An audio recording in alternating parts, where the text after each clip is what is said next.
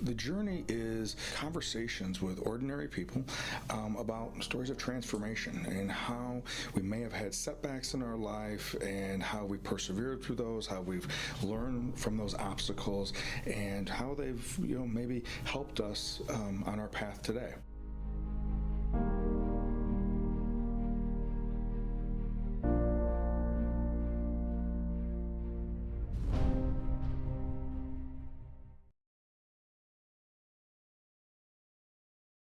Well, welcome to The Journey. My name is Kevin Polky, and I am the host of The Journey.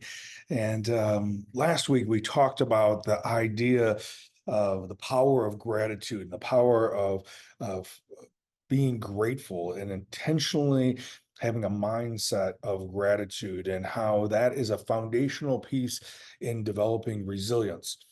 And and I think I want to build a little bit on that.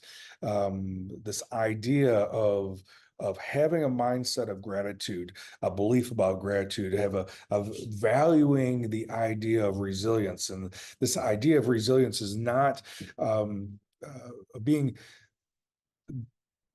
conscious of the idea that life is going to be at different times hard, and we are going to have setbacks in life if we're actually engaged in doing life. And I know that there had been a time period in my life where my hopes would be that I would arrive at some particular state in which I would be able to minimize those setbacks or obstacles, as if that was a state of desire or goal. And what I've come to realize is that if you have a belief or a mindset of growth and having a consistently or continually growth mindset, then obstacles are going to appear, because that's where we grow from, is those obstacles, as well as we stretch ourselves out of our comfort zone, so that we can continue developing physically, emotionally, mentally, and spiritually.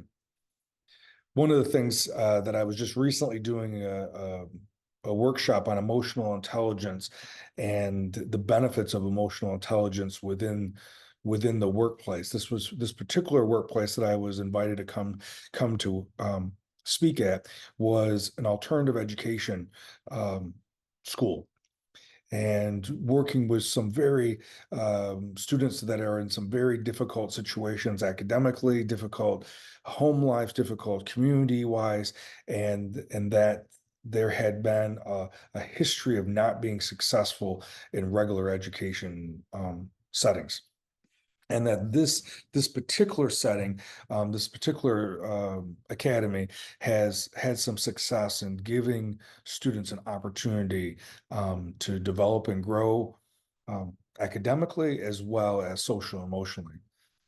One of the things that I brought to them was this idea that I picked up from Jocko Willink. He is a retired Navy SEAL. He wrote a book a few years back called Extreme Ownership. And I highly recommend getting a copy of Extreme Ownership by Jocko and his co-author Leaf. Actually, I would recommend that you get the audio version of it. It's narrated by Jocko and Leaf, and there's something about listening to it with their actual voices as they're telling the stories and the principles of leadership regarding it. But this idea of extreme ownership is, regardless of what the situation is and regardless of what the circumstances are, what is your part that you're playing in it? Um, I can think of some extreme situations where that I had been on the receiving end of information that other people were making choices of, and I was on the receiving end of that. And my first response to that, a reaction to that, is to look at that I was blameless in the situation. But with closer examination, with this idea of examining it and assessing and evaluating it through this lens of extreme ownership, the idea is you may not have caused something to happen, It might have been other people's choices or circumstances, but what part can you own? What part can you learn from if you own that? And even though that has been at different times in my life a difficult thing to do, almost like a counterintuitive thing to do, I know it has been definitely a dramatic um, help in my growth as a leader, as a counselor, as a parent, as a father, as a friend. How can I look at my part um, and what part did I play in what this particular outcome was? Uh, it may not change the situation as it is because it may have already transpired, but I then have the opportunity to learn. The opposite of extreme ownership is blaming other people, blaming other things, blaming other situations, institutions, and giving all my power away or looking at an external thing for causing me the way that what I'm experiencing. It is a tendency for most of us to do that, a default, either something that we've learned over time or something that we've become accustomed to doing over time.